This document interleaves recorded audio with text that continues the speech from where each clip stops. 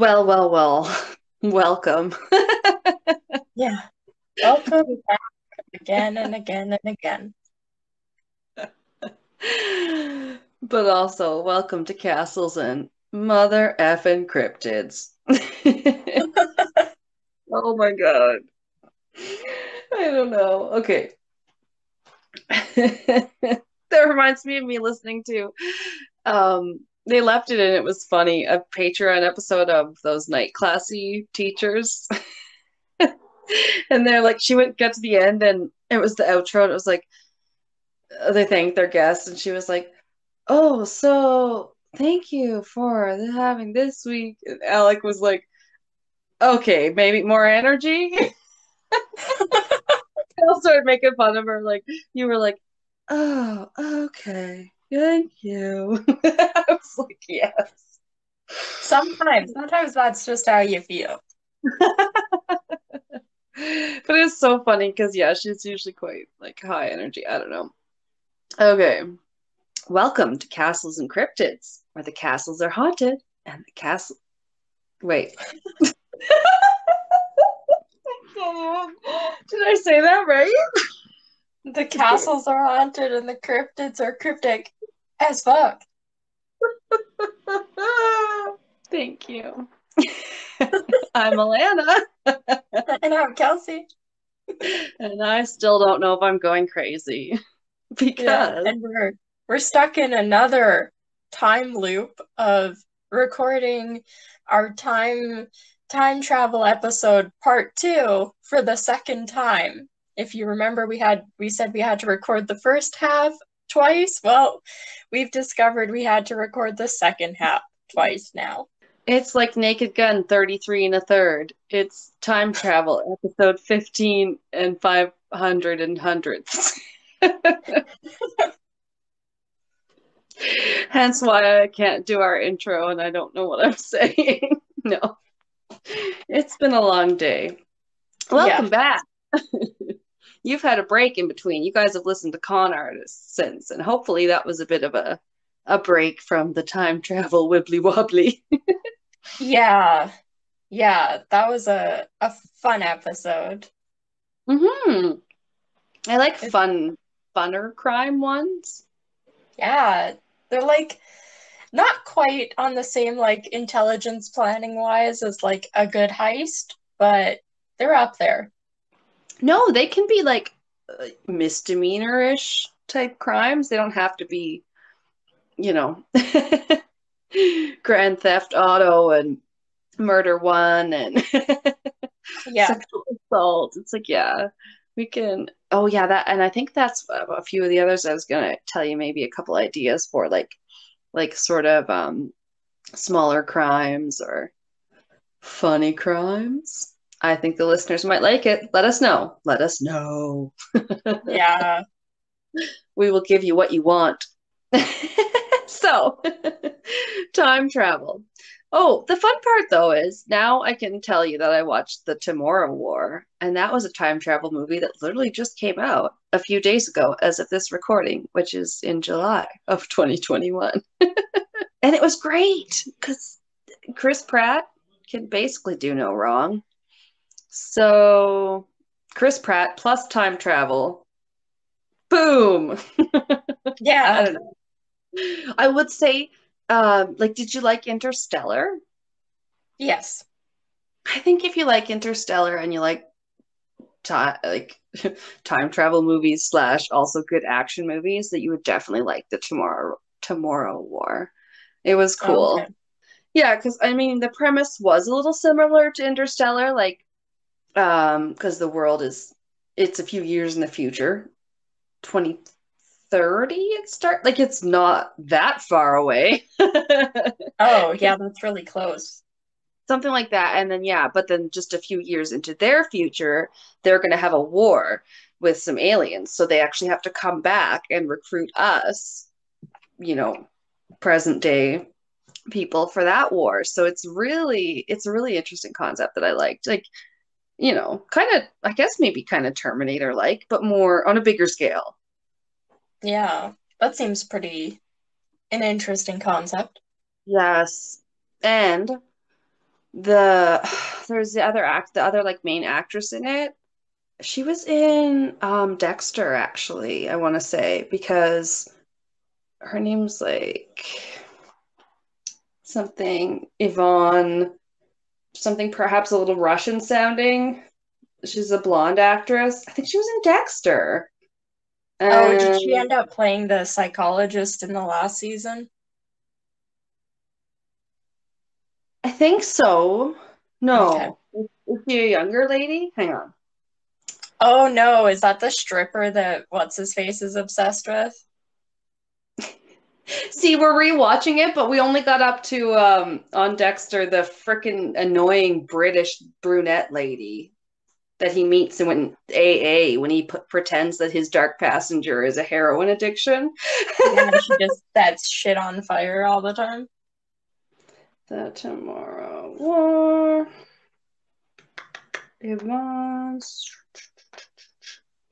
Yvonne Strahovski. Okay, so hang on. Let me look at her IMDb. I know she was in Dexter. I know it.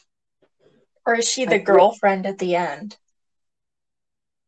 The kid maybe, with. but she's not Rita. She's not the original blonde that gets killed. Yeah. Sorry about it. Holy fuck. I'll cut this out. I swear. I know I'm taking too long, but it's going to drive me crazy. I'm Googling it. But Hannah McKay. She's Hannah. Yes, that's the last girl at Yeah. the end. You're right. Yeah, so the one that gets the his kid. Yeah. What's the kid's name? Harrison? Oh, yeah. After his dad, Harry. Oh, Yeah. beautiful. I'm making Pat watch Six Feet Under as well because That that's where one's I pretty saw good. it. I am in Yeah. like season 4 or 5. I never finished it though, but I'm very close. Whoa, cool. I think I did. And I know that's like the first place I saw Michael C. Hall or whatever that plays Dexter. Yeah.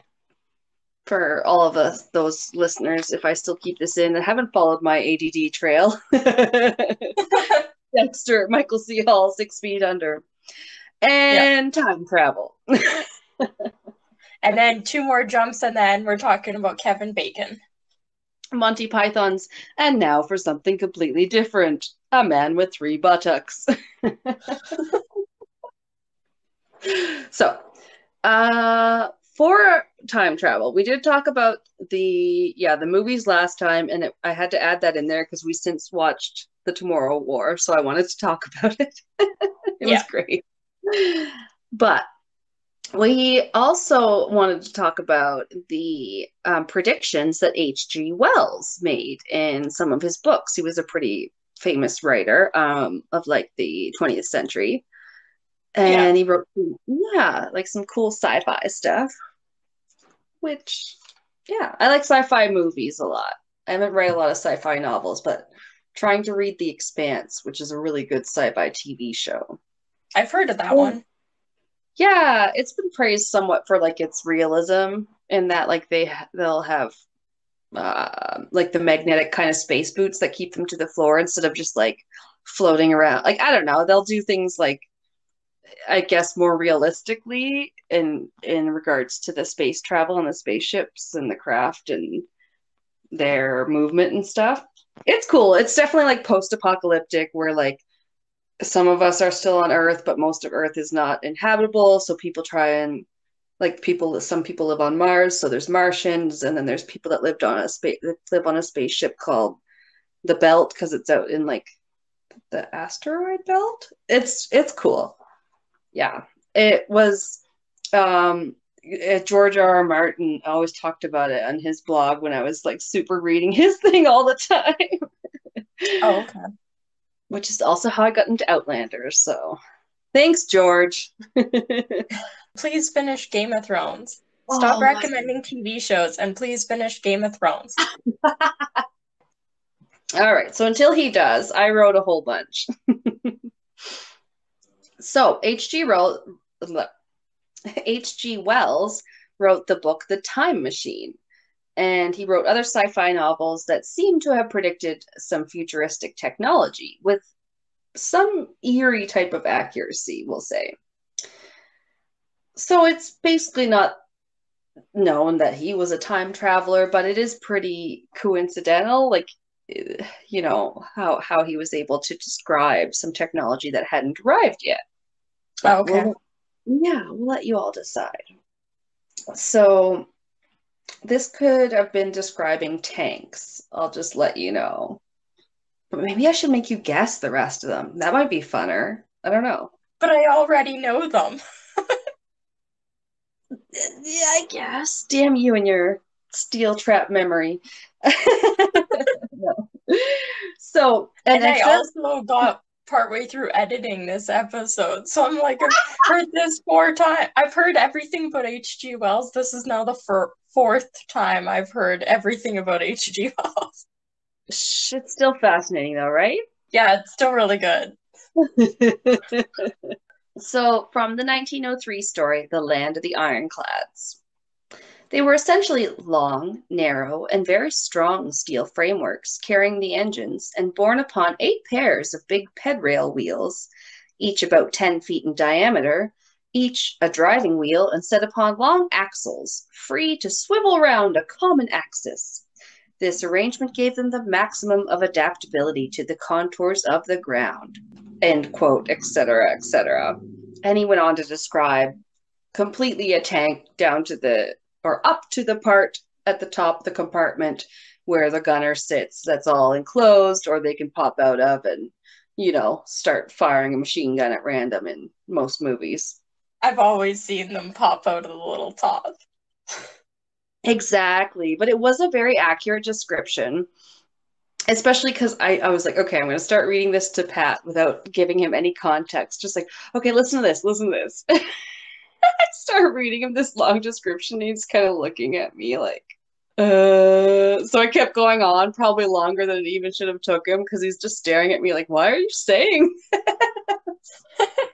And then I was like, so he's like, you're describing a tank. And I was like, yes. And You yeah, got so it in one. I took that as incontrovertible proof because he's got military experience. So I was like, all right, like that's pretty cool. It's good prediction, especially because that was 1903 and they weren't invented until the First World War or around 1916. And then there's airfare in and its use in World War One. 4 years before it was used in any war, and 9 years before it was commonly used in World War Two. Wells predicted the quote use of powered aircraft against enemy nations. And in his book, The War in the Air, written in 1907, he talked about a global war, this being 7 years before the start of World War One. Global Wow. war, World War, yeah. He had his German character say the following quote, war is perhaps already declared. We go to America. Our fleet will descend out of the air upon the United States. It is a country quite unprepared for war everywhere, everywhere. And I only included that because of the terrible stereotypical German accent, which was like, come on, Yeah. buddy. 1903, have you been to Germany? So, lasers, as well, he talked about in his 1898 novel, The War of the Worlds, which this time, ever heard of it? Yeah, I definitely have. And I also discovered after I was editing, trying to edit this before we figured out we had to re-record it, I Yeah. was on Netflix and I saw that War of the Worlds is on Netflix with Tom Cruise. Because I thought for sure, I was like, yeah, you've probably seen this movie. Like it's fairly well known and also like the almost legend, I guess it is, because it's said that a lot of people in the original broadcast thought it was real, but at the same time, there's others that say that was blown out of proportion. You don't know. It's one of those, who knows, right? We weren't there. Yeah. So that was in 1898, and lasers weren't invented until 1960, which is almost earlier than I would have guessed. But yeah, it's pretty cool. Yeah. And onto the atomic bomb. In his 1914 book, The World Set Free, he describes using nuclear weapons, it would seem. Never before in the history of warfare has there been a continuing explosive. Indeed, up to the middle of the 20th century, the only explosives known were combustibles, whose explosiveness were due entirely to their instantaneousness, and these atomic bombs, which science burst upon the world that night, were strange, even to the men who used them. Yeah, I'm like, I don't understand how atomic bombs work. It's interesting, like the close timeline he gives, though, up until the middle of the 20th century, the only known Yeah. explosives were blah, blah, blah. It's like, like, I don't have it written here. Of course, I thought I'd remember. Ha ha! But he was pretty accurate in his guess of when they came out, I believe. I believe it was like 1950s, sometime, like atomic bomb, right? So we Yeah. just have to look it up and we'd know that, yeah, it was probably around the middle of the 20th century. And then you must remember wireless communications. Yeah. Cell phones. Cell phones. Wireless communication. 1923 book, Men Like Gods. He describes messages that, well, could be like any kind of modern messaging. I think you decide. He said, for in Utopia, except by previous arrangement, people do not talk together on the telephone. A message is sent to the station of the district in which the recipient is known to be, and there it waits until he chooses to tap his accumulated messages. And any that one wishes to repeat can be repeated. Then he talks back to the senders and dispatches any other messages he wishes. The transmission is wireless. And that sounds exactly like voicemail, like inbox. Yes. You could say voicemail as early as, I don't know, 80s, whatever. And then, like nowadays, can also apply to text messages because of the way it's just like they wait there until you tap on them. Same as email. It's all wireless. Yeah, he wasn't wrong. And he also had his virtual assistant version of Alexa. It was called. Do you remember what it was called? So stupid. No, but I know the sound it makes. What sound does it make? Galoop, galoop. Galoop, galoop. I I wish remember that. I wish I could change my text message notification to galoop, galoop. It's just silly. But Yeah. the name was very straightforward. It was the General Intelligence Machine. Sorry. Jim for short. Ooh, that's good. Jim. But I wouldn't Or have thought of it. Jim. Well, yeah, it should be just Jim because like that makes sense. It's an acronym that actually makes sense. So yeah, he talked about that. H.G. Wells wrote about his General Intelligence Machine or his Jim or Gime. No, I'm just kidding. That's a Simpsons reference. Gime? What the hell is a Gime? Homer. Because he's never seen a Jim. Anyway. Oh, Yeah. that's too So, much. in the 1899 novel, When the Sleeper Wakes, it would like give you news reports. And I just said it would start talking like galoop, galoop. Donald Trump is not reelected. Galoop, galoop. Thank God. Right? Oh, I feel like we'll get to that because I haven't talked about all my predictions yet. And then the moon landing. So, nearly 70 years before man walked on the moon, or did they? Bum, bum, bum. Wells published a book called The First Men in the Moon, where people boarded the Cavorite sphere and shot off to the moon and got lost in the jungle that grew as the sun came up. That Which just seems crazy. I still kind of want to read that book. It sounds kind of neat. They got off Yeah. on this little rocket. Once they got to the jungle, like it was barren when they got there, but at night, I mean, did they have a night? Whatever. Then there was a jungle and people were there was a tribe and one of them got like injured and one of them like took the spear back home. I was just reading like the Wikipedia synopsis and I was like, this sounds crazy. Yeah, I just can't get with it being like a barren wasteland, and then when the sun goes down, it's like a jungle. I mean, we have to suspend our disbelief. Yeah, it's like who knows, but yeah, that doesn't seem very characteristic of the moon we know. No. And for his final prediction, quote unquote, H.G. Wells wrote about genetic engineering.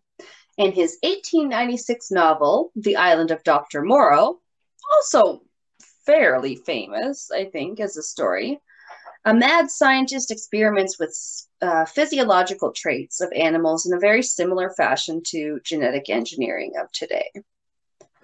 But Oh, yeah, I usually get confused with the Fantasy Island, but it's not that one. That's because that's the one where they like have your fantasy come to life, but you think it's not real and it is. okay. I don't think I've heard of that one. Oh, that one was a more recent movie. They did a remake with a movie of the original old movie of Fantasy Island. And the remake has like Michael Pena and oh gosh, she's in a bunch of horror movies nowadays. Lucy Hale from like Okay. Truth or Dare or whatever, you know? Yeah. Oh, love that one. But anyway, yeah, she's in Fantasy Island, which was good. But this is see, I always get it confused because this is the island of Dr. Moreau, which has nothing to do with fantasies in so much as it has to do with genetic engineering, but also had a Simpsons, parody where Marge, I think I mentioned this in our original recording, Yeah. Marge like turns into like a panther lady and Homer just goes with it. uh, Weird. yeah, and then for a more modern prediction, there was a tweet posted by a man named Drew Curtis, founder of a website called Fark.com. And he posted a tweet in 2015 that read, Admission, I'm a time traveler from 2020. Enjoy 2016. It's as good as it gets for a while. Yeah, that could be fairly accurate. We're in Right. 2021 and it's just getting better. Exactly. I was going to say I'd been out to the store today when I didn't have to wear a face mask out in a store, and it felt like people were pulling up their shirts and showing their boobs. You're like, I'm not supposed to see that part of your body. I see your mouth. Yeah. It's been a while. But yeah, he could have just as easily not had that tweet come to fruition because, like, he says he made it in jest and it was totally coincidental. He didn't really say that he had any psychic powers or anything. He just retweeted it in May of 2020. That's when, if you didn't know, guys, listening years later, possibly, who knows? The pandemic had been raging for at least 3 months in May of 2020.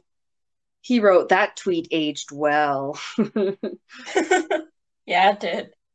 It did. He wasn't wrong. So some people requested more predictions. When will it get back to normal? He said November, which not really true. I wouldn't say it really got normal. They had another wave in No. the state then, as did a lot of places, as did we in Canada and a lot of places.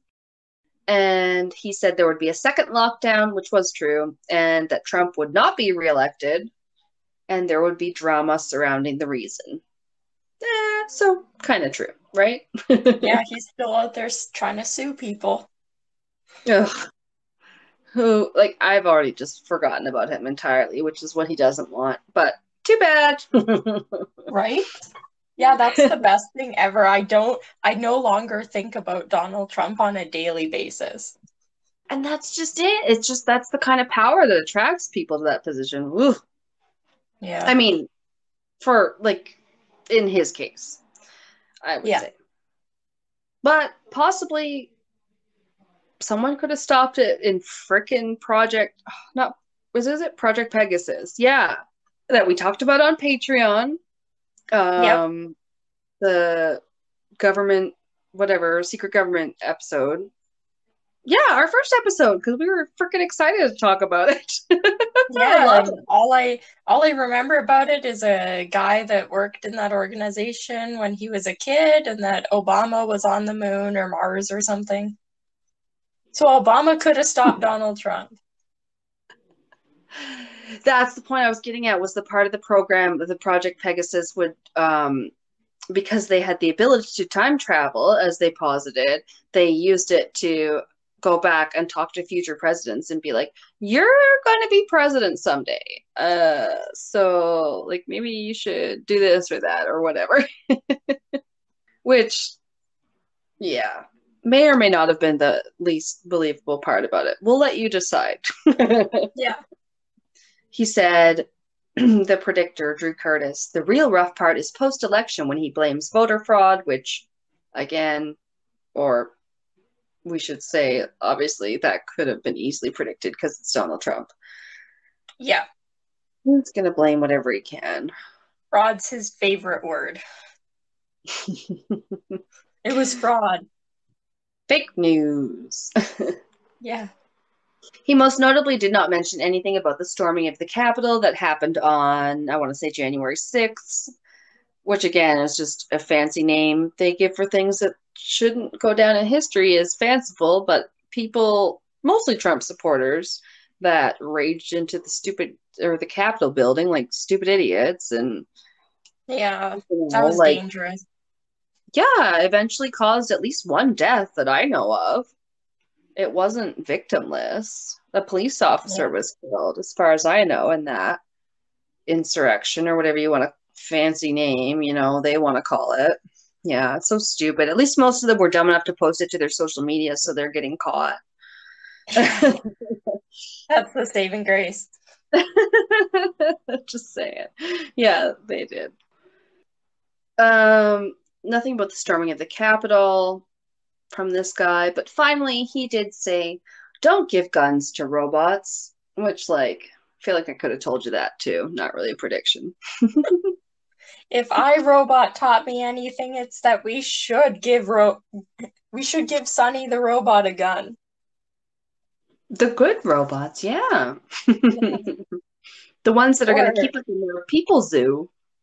yeah. I just have a little end on the predictions about, like, yeah, I guess 2020 or whatever. This article that I was reading about the Drew Curtis guy who made the tweet about 2020 was sucky. Time traveler.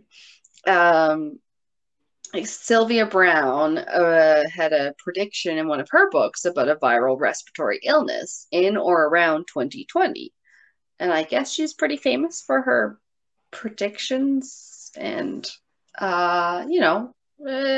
she's got her fans and questionable whether they're all, true or not, right?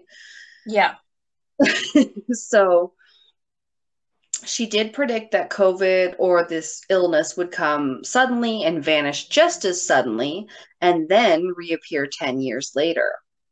So, yeah, it did come suddenly. As far as we know, it hasn't really vanished suddenly yet or come back. No. And So, hopefully it doesn't come back in 10 years. no, and also it does seem like one of those ones where it's like, it's just rolling the dice because many people said that we were due for another pandemic type illness, like a plague type illness. Yeah. So it wasn't just her, it was like scientists, and she was like, "Oh yeah, I'm gonna sound smart," or I don't know. Yeah, that very um, well could be the case. yeah, although we should do an episode completely on psychics because I had to write down a few more of her predictions. She predicted Arnold Schwarzenegger would run for office, so you know. He's the governor. Yeah. Is he still? I don't know. I don't think he's the governor of California anymore. I don't think so. His daughter's dating Chris Pratt, though, just to bring it back to the first of our episode. Yeah. And then she would have some true crime.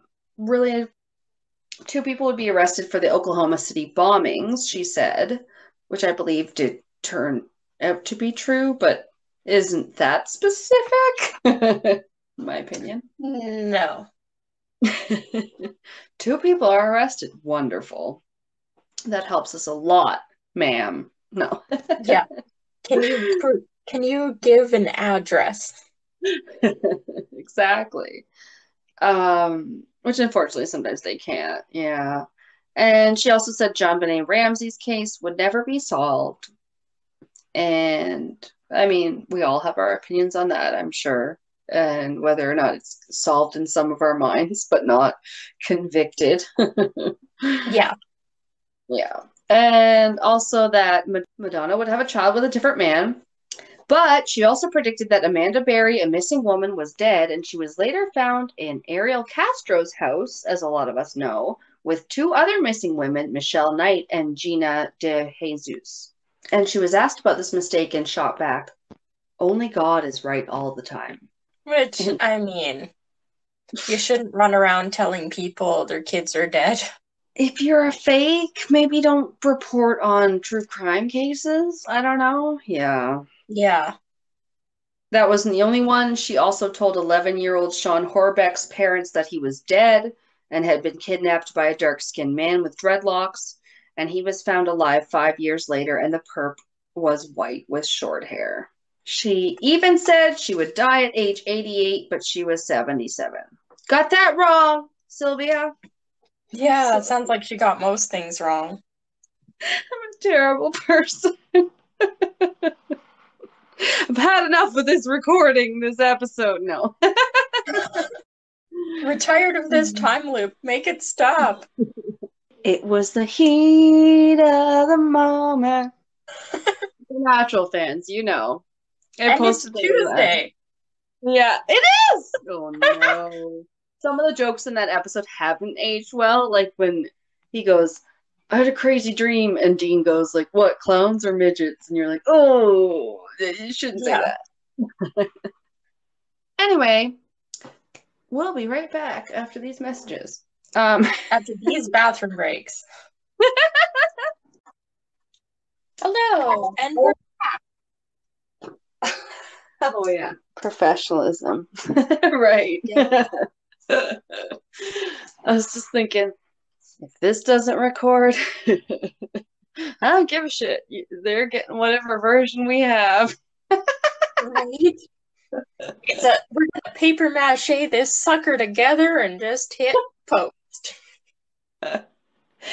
Oh my God, like there's an old Canadian show, like, I don't know, Americans might think of like Tim Allen and Tool Time, but like this guy's like red Yeah. green, would put everything together with duct tape. If she don't find you handsome, she better find you handy. Exactly. And he always says, keep your stick on the ice. Because I was like, I don't remember that. Well, I had to ask Pat because I was like, am I thinking of like Don Cherry or some hockey guy? I was like, who, like, keep your stick on the ice? Like, who says that? He was like, red, green. I was like, oh. I loved Red Green. I watched that like so much with my dad. Oh my God. Yeah. And it's like everybody outside of Canada right now is like, what the hell are you saying? No. I just liked when they, in every episode near the end, they had to go out to feed, was it like a beaver or something? What was it? Oh, I think so. Yeah, that sounds familiar. Like a pet beaver. It's because it's so And very they, quintessentially Canadian. yeah, and they had the one guy, he always went with the bucket, and you're like, it's time to go feed so-and-so. Oh my God. Because we all have pet beavers, don't you know? Mm-hmm. It's how we did it. Get from our igloo to work. I was telling my buddy Jay, yeah, there was a segment that came on like I think it's This Hour Has 22 Minutes, the parody show. And then it's like the segment was talking to Americans, and Rick Mercer would go and ask Americans different things like, you know, what do you think of Canadians and their igloos or something to that effect, just to see if they kind of knew if we lived in igloos or not. They Yeah. often they often did not realize that we do live in houses. No. It was Yeah. yeah, it was just the ones that didn't realize that they'd put on the show and they'd call it Talking to Americans and Oh, yeah, I'm sure none of the 90% of people that were like, "What, are you, an idiot?" Like in response to anything he asked them, I'm sure they never used a single one of those clips ever. No, exactly. That show Yeah. wasn't just so educated, informed No. answers. But it was funny. It was like the original like Billy on the Street with Billy Eichner just running up to people telling you stuff. Oh, that's right. What was that? Was Oh my God. Was that more Canadian television? I think we derailed. No. Was it? Was that like on MTV No, or Much TV or Much? No. no, Billy Eichner was like he had a show called Billy on the Street that might have been on Much. It was American. And he'd just run Oh. up to you and be like, "Are you on the side of Jay-Z or Beyonce?" And then they'd be like, "Jay-Z," and he'd be like, "Well, fuck you." But Okay. No, I yeah, don't know. I think Much Music was maybe Canadian and MTV was American, but I don't know. That was the original like trash TV. We don't need to go back there. No. yeah.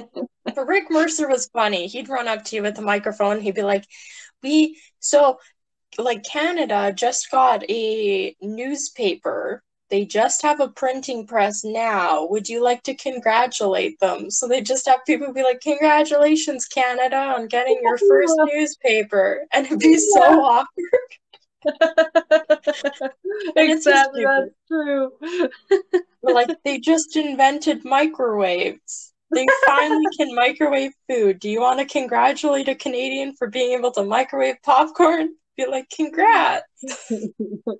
We're across like an invisible border from you, but we gotta be worlds away. But that's how every country is about each other, I think. I think we all are Yeah. just like stereotypes. Yes. Anything else about the country? We have no idea. No. And speaking of such, we have a guy that does claim to be a from a Spanish city, but he also claims to be from a different year. Oh, So wow. even harder to fathom, right?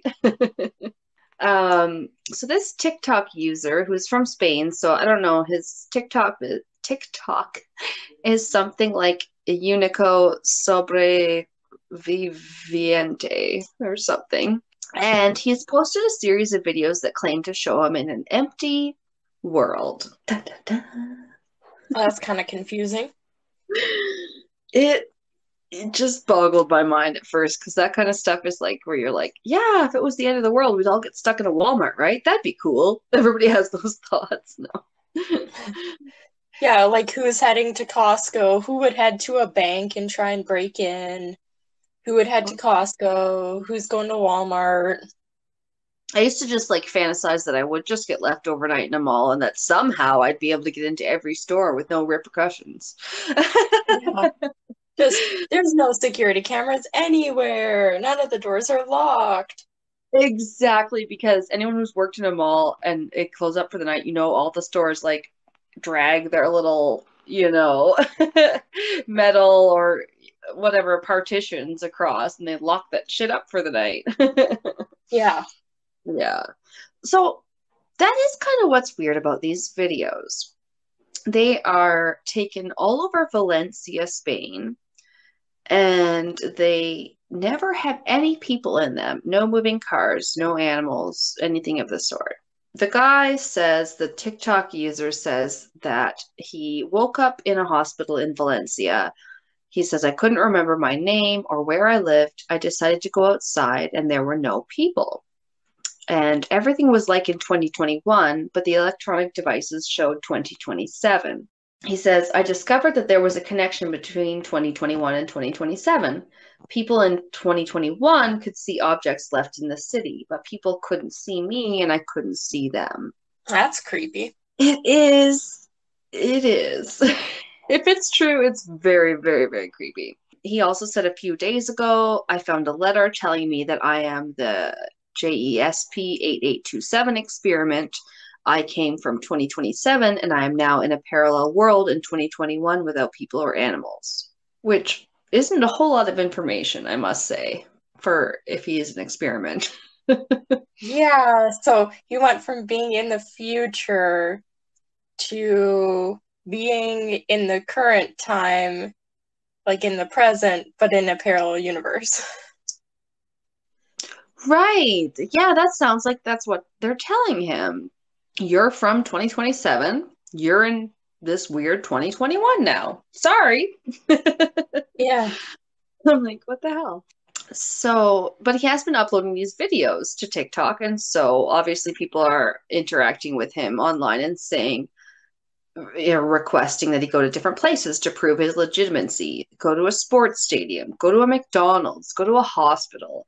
So he does go to all these different kind of places. And I don't know. Yeah, the McDonald's to me did look really weird because I don't know. I guess I worked in a McDonald's. The only time it was that quiet was when it's literally closed at night. So I Yeah. feel like, yeah, you'd have to have some access, which to a McDonald's wouldn't be that hard. But to any other places like what a hospital, a sports stadium, to be in there at night when it's quiet and there's no one there would be really difficult, I feel like, unless you knew somebody. Yeah, there's like never not people at a hospital. No, and that's the same thing with the McDonald's. And then like he goes in there and like it creeps me out because I was listening to watching the video on the TikTok because you can watch a bunch of YouTube compilation videos where people talk about him. And you almost have to at first because his videos, they're captioned all in Spanish. So you're like, I don't know what the fuck you're saying. It just looks like you're walking around a blank world. Yeah.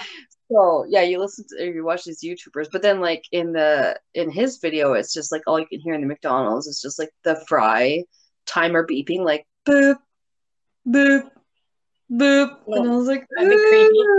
That's just what the fry beeper sounds like. And then there's no one in there. And then you just see a food tray sitting there with like a perfectly made meal. And I don't know if he made it there. Like there's some tables that had like, coats strewn about them or whatever. But then it just looks like he sits down to a meal and you're like, okay, that's weirdly like everything's still working, everything's fresh. Otherwise, you couldn't be eating that. So, Yeah, that's the part that confuses me. Like, is if the whole world stopped, I'm pretty sure like electricity would stop being like provided. yeah, how can you be the only one in that, parallel universe if that's what it is, and yet the Yeah. electricity is working? Yeah, it's kind of weird. Kind of, I mean, a million. But the videos are quite interesting, I must say. Oh, especially so someone smart asked him to do a live stream to help prove that it's not a video that's been edited in post or after the fact. Oh, okay. And he did actually. I saw it. I didn't see it live, but anyone that's been on like an Instagram live or whatever knows that like it comes up as this little like live red bar down at the bottom. So like it legit looked like a live video. That's what it looked like, but on TikTok. But I guess if you're good at editing video, of course you could edit that. Yeah.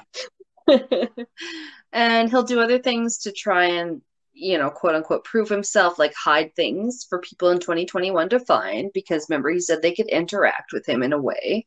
So people show themselves picking up the objects that, like, he'll like tuck something tiny, like a little like keychain into like a brick wall or a stone, wall that has a little space. And then like someone goes there and you see them picking it up and they're like looking at it and you're like, oh, it must be 2020. They're wearing a mask. And you're like, they found it. Yeah. So I don't know. It's definitely interesting, but still, it's not infallible proof. No. But then he showed some driving videos, which I think would be hard to edit, and they look hard to edit. He was asked to like go to a dealership and pick out a Porsche or some kind of fancy car. So he went to a dealership. It looked like there was just like keys sitting on the table, just like waiting for him. So I don't really know what that's about. That again maybe feels a little staged. Yeah, I'm pretty sure they keep them in a box that's like locked at the wall. They're just all on a table in the middle of the room and like come first, come wait, what is it? Come first, come serve. Oh God. First come, first serve? Yeah. Okay. I was like, I can't get it out. That's not right. First come, first serve. Yeah. So he shows himself driving these cars, like this Porsche that he picked up, and he shows himself driving it along this highway where there would presumably be a lot of other cars. And then also even at nighttime, which a lot of people said it would be really, really difficult to edit, especially on a busy road where there would likely be some headlights. So again, I don't really know what to make of that. Yeah. Yeah. Although I must agree, it would be more difficult to edit a video where someone is running or driving and there's lights, or they're running and they're looking from side to side, and I mean Yeah. that's just what I know from editing like a friggin' single track podcast, which is hard enough. Yeah, it doesn't even have video. Ugh. So the guy in the TikTok videos, yeah, he does some of them running and looking from side to side and things like that.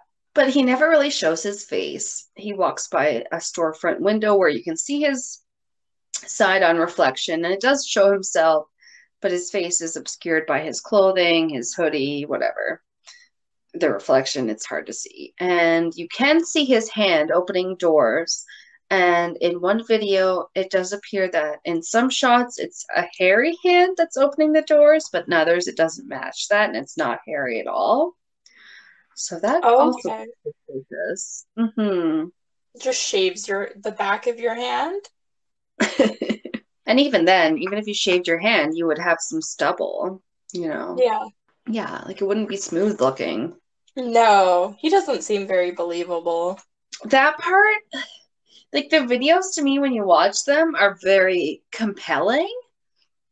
But then when somebody points out a detail like that, yeah, it does definitely dash into the credibility for me as well. It's kind of like, well, and maybe I talk about this in a minute, but like some people think that maybe it could be multiple people and that it's more of like a marketing thing for the city, which to me would explain why they were able to get into places like hospitals, stadiums, and car dealerships, etc. Oh, okay. Yeah, I If I it think that's probably what it is. I don't think one person would be able to like orchestrate this whole thing. Yeah, there's definitely parts where you're like, well, yeah, how are you transmitting back to our time then? And to me, also, I was like, why wouldn't you be more scared if you're like alone in the universe and you're like, I can only post a TikTok, but I'm just gonna like put this, kind of creepy music in and walk around places. I'm not gonna be like, oh my God, where's my mom and dad?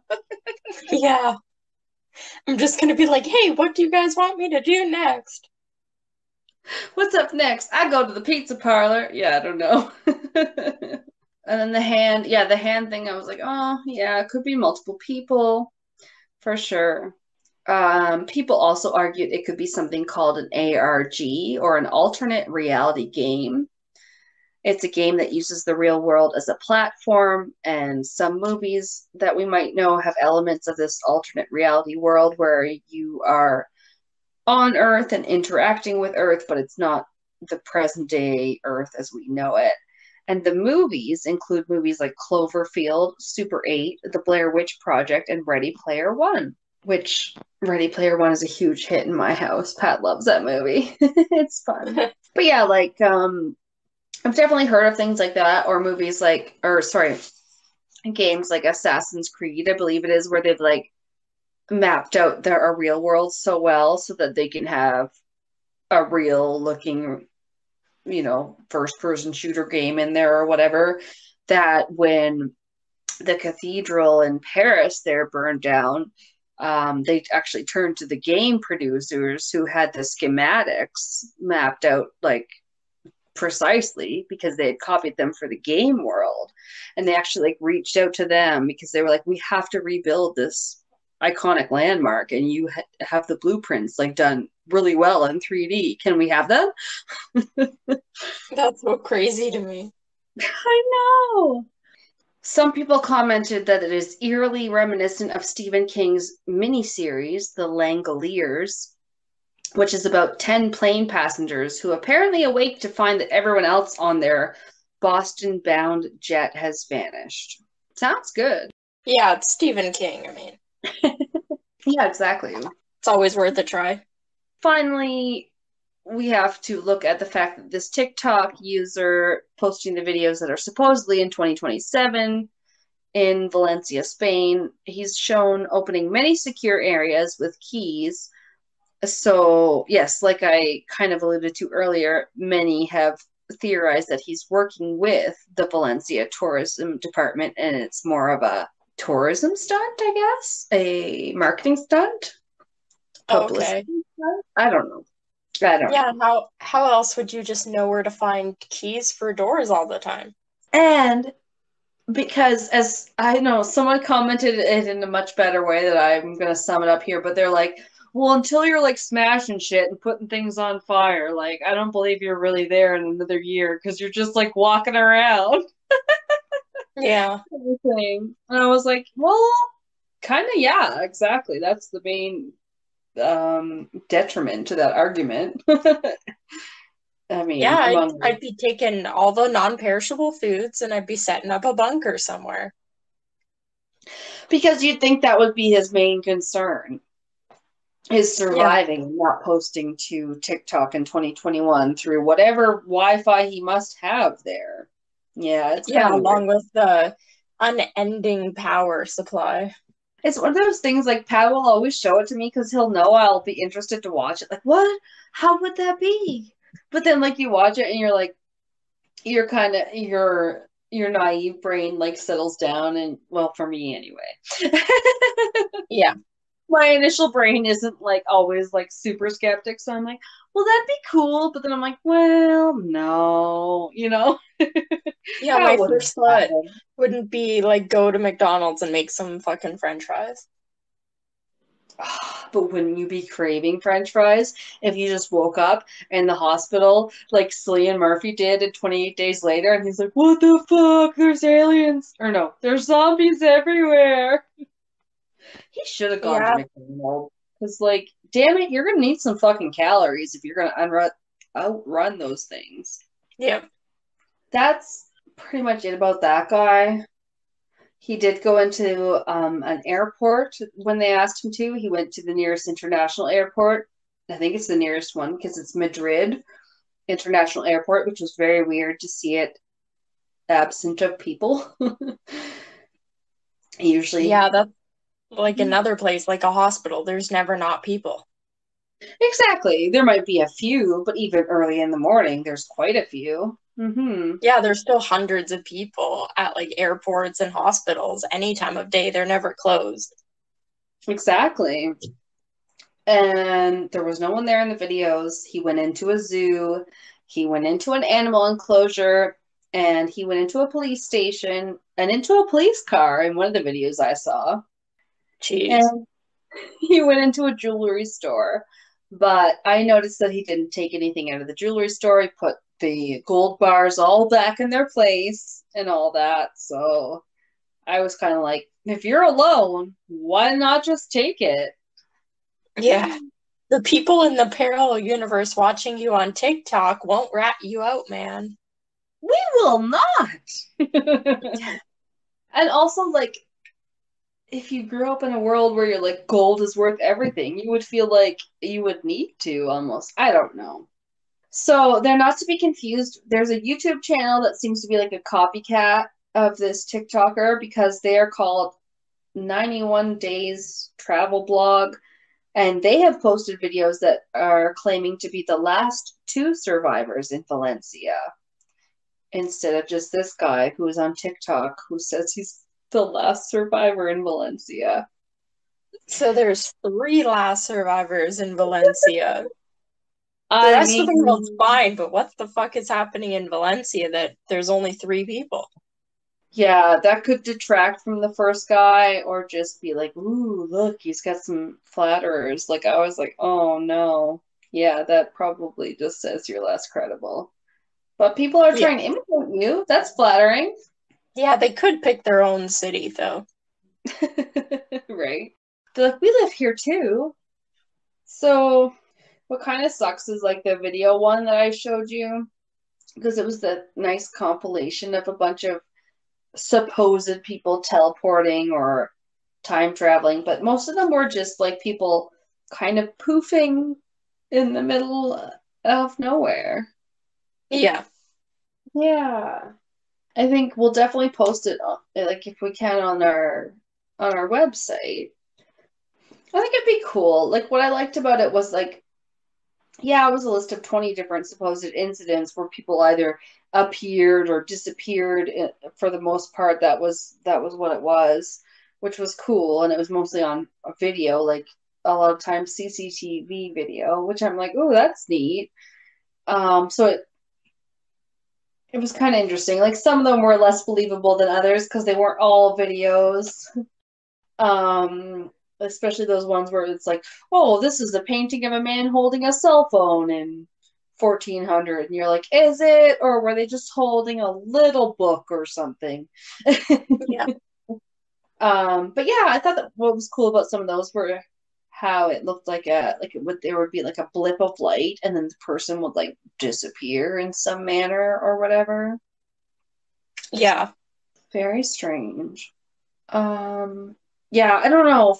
I don't know that I want to go through them all again.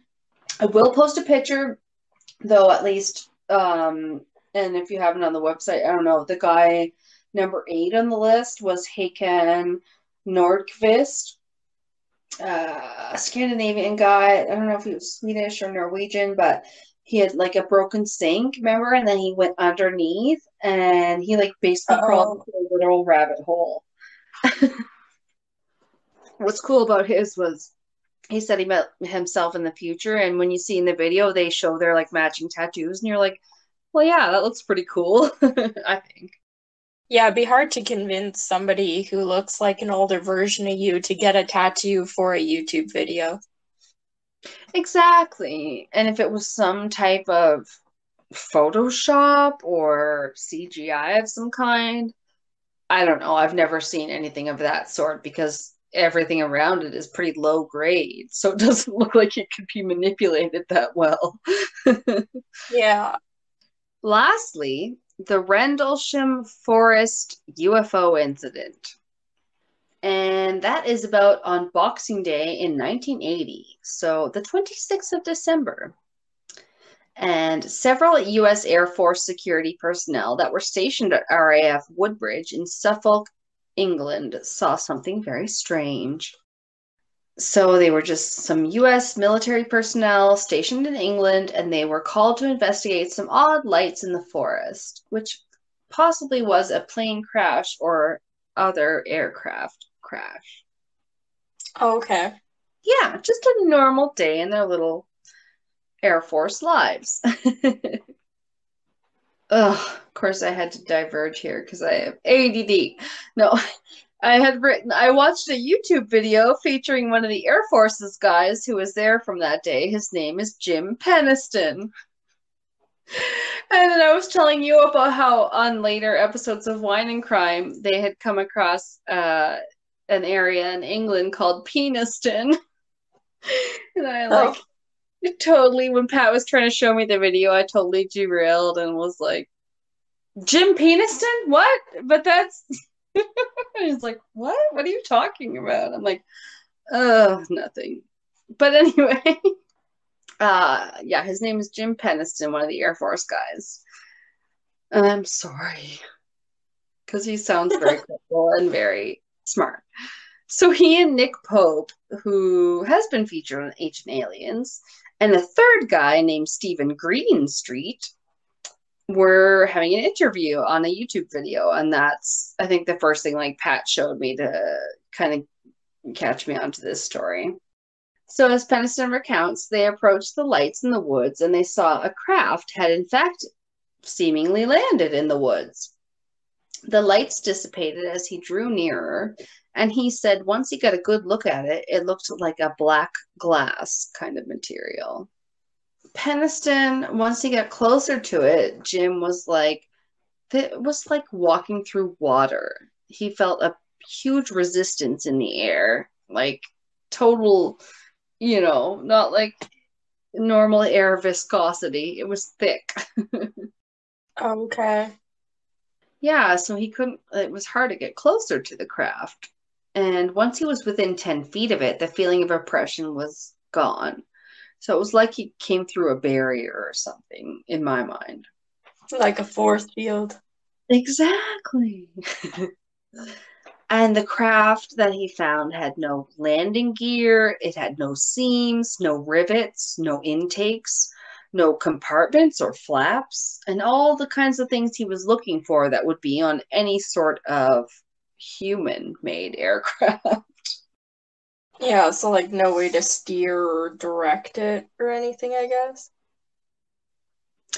Well, and he's still on the outside, but like even with ours, with rivets and stuff, it's like I think of those as like the bolts that holds the metal together. So it's almost like it's seemingly, you know, made out of a 3D printer or something where it's completely seamless. Or one of those Oh, bras. okay. Yeah, you buy those bras and they have no stitching and they're like, we have no seams. We're completely smooth. I don't know. But yeah, he said it was like looking at black glass. Once he got within 10 feet of it, Jim, yeah, said the feeling of oppression was gone. Then he noticed there was no gears or anything like that. Like I said, like nothing marring the surface at all. And, or rather, it did have one on it, and it was like these symbols or these glyphs, hieroglyphs, whatever. It was something that was not human English language or anything like that. What I do know is that with the glyphs, he did end up touching the craft and he touched the symbols. Literally, I can't find the page of my notes right now, but it was like he got a blinding flash of light and like a download of information is what he called it later. Because at the time, download was not a common term. And I don't think he had a term that could encompass what he felt until later. Oh, okay. Does that make sense? Like he touched the craft and he felt information and stuff come at him. Yeah. He was Okay. having some visions. Yeah, totally. Like hard visions. He did end up writing a 4-page statement for the OSI, or the Office of Special Investigations, and they showed it to him afterwards, after they had supposedly just typed it up. It was about a half a page in all. And Peniston said, "The heck is that?" They're like, "Your statement." And he was like, "No, it's not. That's not what I Where's the told rest you." of it? Exactly. He wrote 4 pages like handwritten. And they said, "Well, this is the story you're going to tell if anyone asks." Oh, okay, so sorry, I do have a little bit on it here. I said he, much like our pal Bob Lazar, couldn't resist touching the side of the craft. Shiny. No, Yeah. I it mean, was. it's pretty cool that it's like black glass, though. I probably would too, in most circumstances, touch something that looked that shiny and black metal. Like, what is this? I mean, what the heck would you know from the outside of something? It's not like when you touch a plane, something happens to you. Yeah. Yeah. So Peniston said, "What the heck is that half a page?" And they said, "It's your statement." And he was like, "No, it's not. It's not what I told you." But yeah, he couldn't resist touching the side of the craft. He had felt a jolt when that happened. So he touched one of the glyphs in particular on the side of the craft, like these weird symbols, and he saw a blinding flash of light. Like, blinded by the light. No. I had to stop myself from doing that, so that's so funny. I'm like, I would just like everyone to know. I know that the next lyric is revved up like a deuce, another runner in the night. It's one of those misheard song lyrics where everyone's like, what is it about a douche? And did you Nope. know it's by Manfred Mann's Earth Band? No, all I know is that one line of the song. Yeah, neither did I. I didn't know who sang it. But anyway, Peniston, he started to see these numbers flashing in his mind's eye, so to speak, a shit ton of zeros and ones after he touched the craft. He kept seeing them even after he stopped his contact with the craft. Now he describes it as sort of similar to a download. So I'm sorry I said that. But yeah, now he's like, it kind of felt like I downloaded something. The numbers kind of plagued him for a bit, and he decided he might feel better if he tried to write these down. And as he did, he felt a sense of relief. So he was writing down numbers that were like, kind of flashing across his mind's eye. But as he wrote them down, he was like, I kind of felt like better and better after I had the numbers. Okay. Yeah. I don't know. It's kind of weird, but you're like, okay, good for you. And then later, as computers developed binary code and it became part of our everyday lives, in the back end of things, at some point they had a computer programmer look into the info that Peniston had copied down from his head, those zeros and ones. So to their startlement, it started with a few lines of text that were clearly meant to be a message to the recipient. It said, exploration of humanity. Eyes of our eyes. Origin year 8100. Ooh, that's creepy. Kinda creepy, yes. You're like, okay, yeah, maybe we'll be back better in the future, but still, I don't want any messages from the future. I don't know what to do with that. Especially like 8100. That's so far in the future. Insane. You think people like we have problems contemplating things before our countries were invented? Like I'll listen to so many podcasts where like Americans will be like, "Wait, this happened on North America," and like it can be like 1736 or something, and it'll be like 40 years before they became a country, and they're like, "Whoa, like it's hard to believe there were people here," and you're like, "I know, I kind of feel the same way." Where you're like, "This shit didn't like nothing happened before I was here," Yeah. or like whatever. But yeah, it's so cool. So it was like the crazy part to me is they were sent this through binary before we even know what binary was. It's like I watched them like flipping it through a notebook where they had like Xerox copies of like the original where he wrote it out, like longhand, like wrote it. And I was like, dude, I hate writing my notes. Like that must have been a pain in the ass. And you're like, I'm writing out something the aliens told me. I don't know. That's dedication. Yeah. Yeah. So yeah, they had said exploration of humanity, eyes of our eyes, origin year 8100.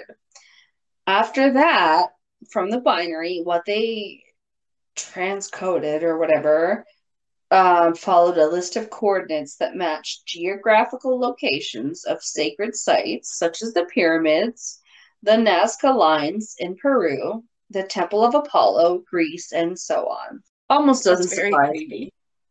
It is, but like, oh, it seems like anybody that made up these like monolithic sites had so much knowledge into the ancient stars and shit, and it's just crazy. Other than that, one of the coordinates that was written down points to an area that is in the ocean on modern maps off the coast of Ireland. So you'd think that it was perhaps a mistake that it was added into the coordinate list that we got. But until you look at maps from the 15th century, there is actually an island exactly where the coordinates showed there were coordinates. You know what I mean? Like, so it's like, okay, there's go to this point of land. And you're like, but there's no land there. And it's like, well, in the 15th century there was. And you're like, well, that's pretty crazy. Yeah, that seems like insane that this guy, like, even if it was all like bogus or whatever, that he had coordinates to some random fucking island from 500 years ago. Yeah, like, I don't know. maybe more believable than the H.G. Well, or this is not what he said, right? Because now I'm getting confused. But no, this is, oh yeah, no, because this is what the guy downloaded from the glyphs when he just like touched it. He was like, he Yeah. didn't want that shit. He just like touched it and it would like download it into his brain. But like basically at the time that it happened in the 70s or whatever, he was like, the word download was not commonly used. But like nowadays, he's like, yeah, that's what it felt like. It felt like a download. And you're like, that is so fucking weird. Yeah, And it's creepy. it's so cool. Okay, so to end that, the island exactly where there's coordinates show that there would have been an island in the 15th century. Apparently, that island was known as the Celtic Atlantis or High Brazil. So maybe Celtic Atlantis because it has since disappeared. Sorry, but I'm not sure. And Yeah. obviously, we need to do more research on the ocean because I don't know. We know so little about the ocean. It's insane. Well, it's fascinating. I don't know. Yeah, we have a few we want to get into it. Blup, blup. We have so much we want to cover, but we also want to encourage you guys to keep sending, if you can, keep sending or send any listener stories. Yeah, Because we've those, gotten some yeah, episode ideas, so I feel like we have enough of those. But if you guys want to send listener stories, and you can contact us through social media or on the website, our email's listed on there. yes, I think it's castlesencryptids@gmail.com. It's not hard, guys. Yeah, you'll But I love figure it it. out. Oh, they're so good. Whenever you hear listener stories, it can be like, I don't know, it just like it's so personal feeling. You know what I mean? I love listening to those. They're really cool. Yeah, Um, and they can and be also, about anything. We'll figure out a yes, space for them. So just send it in. Any story, true crime, supernatural, did you see a ghost? Send us something. goddamn right we will. We are not stopping this podcast, so Yeah. it will get talked about. Yeah, we appreciate the feedback for sure. We'll keep up on the Instagram and ask for more listeners' spooky stories. And I think we'll do another one of those, like I said, like maybe one for regular, but I would like to do them for Patreon too. So you never know. You might want to check us out there on patreon.com/castles and cryptids, I think it is. Yeah, we also at some point want to do like a ask us anything kind of thing. So if you have questions for that too, you could send them our way. Yes. Yeah. Oh, the fun stuff is endless. I didn't tell you yet, Kelsey, but recently my mom wanted me to come visit, kind of back in New Brunswick, Canada, whatever. And I'm like, yeah, no, I know I want to. Like we saw you last year, whatever, it'd be good. But also podcasting is hard.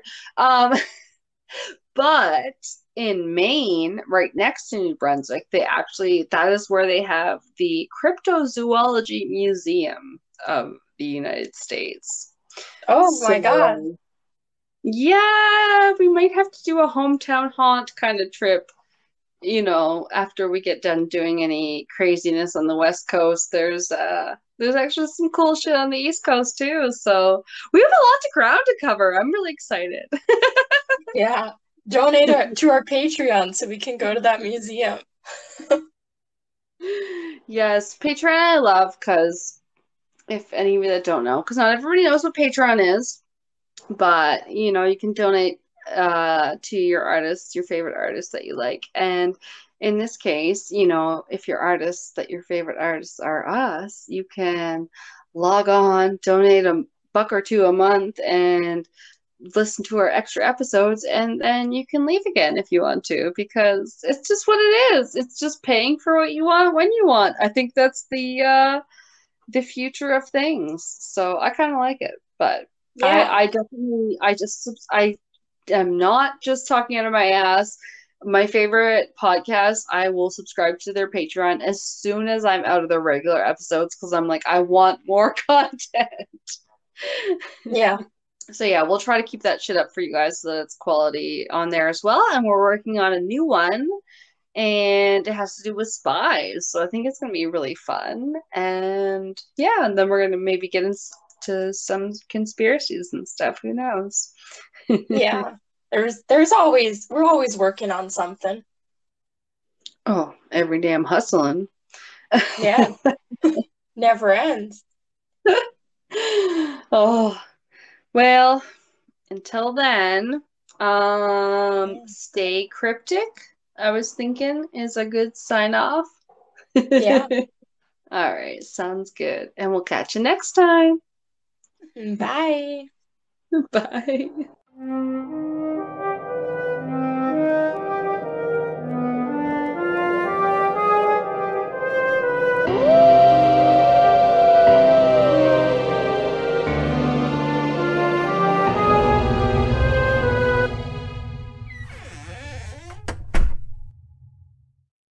This has been Castles and Cryptids. You can listen to our podcasts on Spotify, Apple Podcasts, Google Podcasts, Anchor, Breaker, and Pocket Casts. Our episodes are also uploaded to our YouTube channel. You can follow us on Instagram and Facebook. And don't forget to check out our Patreon page to view all of our tiers. Become a Patreon supporter today to unlock monthly bonus episodes and behind-the-scenes content. You can also take our poll and let us know what kind of bonus content you'd like to see in the future. On our website, you can listen to all of our episodes as well as view pictures for each of our segments. Our music is by Kobe Off Air. Thanks for listening.